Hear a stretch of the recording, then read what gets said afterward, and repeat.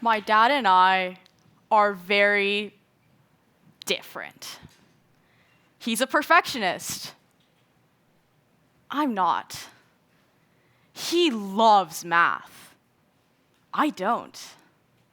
He eats celery like crazy, and I won't.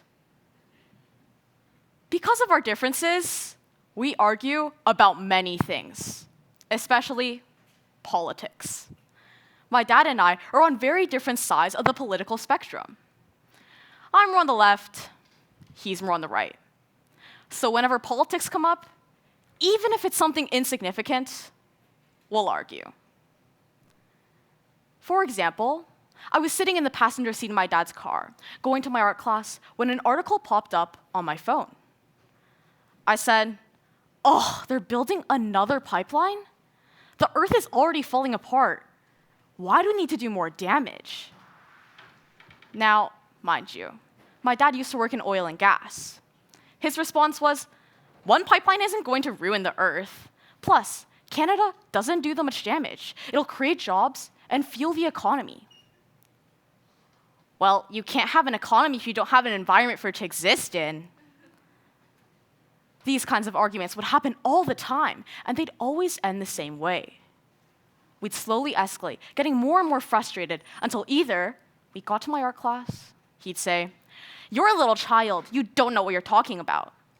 Or I'd say, "All the news sources you listen to are icky and biased."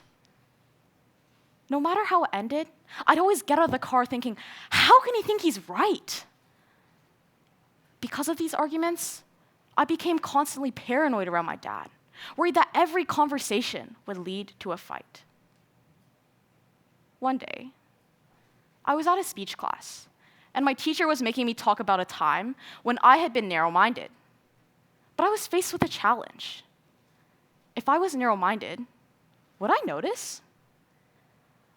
Being narrow-minded is thinking you're right without considering other viewpoints. But if I'm convinced I'm right, why would I care about other viewpoints? When I asked my teacher how I know, he said, "Who's someone in your life who's narrow-minded?" "My dad." "What makes him narrow-minded?" "Well, when we argue, he doesn't listen. He just tells me why I'm wrong." "Well, do you do that with anyone? Only think about why they're wrong instead of listening?" I thought about the argument I had just had with my dad on the way to the class. I mean, how can he think he's right? I tried to think of his arguments, but I realized I couldn't think of them. I couldn't even remember them. Had I been thinking about my dad? Had I only been thinking about why I thought he was wrong? It had never occurred to me to think about why he thought he was right. Up until now, I'd constantly been asking myself, how could they think they're right? But now, I resolved to ask, why do they think they're right? The next time I was with my dad on the way to the class, another notification popped up. This time, it was about an election in Canada. Of course, I wanted him to vote for one of the left-leaning parties. So I asked, "Hey, Dad, who are you going to vote for?" Now, my dad responded, "You know the answer, the same one as always." "But why? The other one is so much better." "Well, I agree with them and their policies." I was real tempted to call my dad a buffoon of the highest order, but I stopped myself.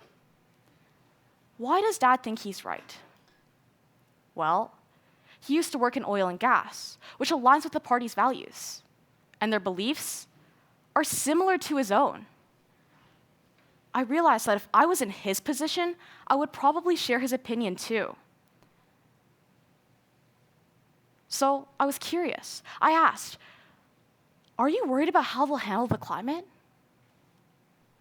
For the rest of the car ride, he gave his view. Not in a screeching match, but in a way that was peaceful, even enjoyable. I realized that our arguments only happened when one of us became aggressive. If no one was confrontational, an argument would never occur. But most importantly, I felt as though our relationship became stronger. Talking to my dad became less of a threat and more of an opportunity. But this isn't just for yelping at your dad. Another example, I have a friend, Jessica, and we both love this one K-pop group, Blackpink. And we used to constantly argue about who the best member was. She said, Jisoo. I said, Jennie. Whenever they came up, it ended in a bitter argument. But now that I had learned to think from her perspective, things went differently. Have you seen Jisoo's new solo? It's incredible. Before, I would have responded with something nasty. But now that I learned to think from her perspective, I responded with something else. No, I haven't. When did it come out? Instead of a nasty argument, we had a great time fangirling over our favorite group. And this was because I had learned to think from her perspective. Whenever I disagree or argue with someone, I remind myself to consider why they're right. If I drag things out, I never find the solution to my arguments. When you think about why they're right, you think, listen, and ask questions. People will lower their guards, become less defensive, and the end of an argument and the start of a discussion appears. I fought a lot because I struggled to see other people's perspectives. This left me with a worse relationship with my dad and friends. It was only when I asked myself, why do they think they're right, that my relationships got better. So, the next time you get into an argument, consider why they're right. Because chances are, people believe what they believe for reasonable, rational reasons. Before, I constantly used to ask myself, how could they think they're right? But now I resolve to ask, why do they think they're right? After I made this simple change, I became a better friend, a better daughter, and a better person to be around. So, if you want to disagree, not argue, discuss, not screech, and connect instead of detach, consider, why do they think they're right?